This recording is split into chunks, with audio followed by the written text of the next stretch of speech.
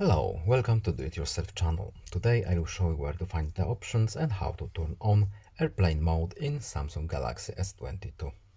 The easiest way to turn on our airplane mode is to swipe from the top, and our airplane mode is right here.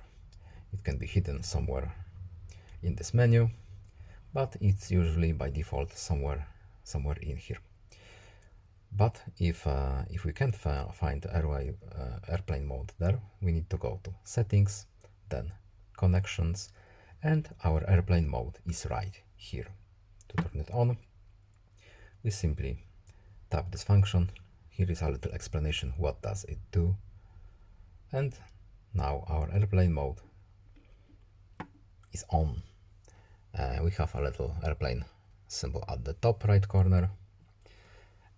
That's it. I hope this video was helpful to you. Please leave a like and subscribe. Have a nice day and see you in the next video. Goodbye.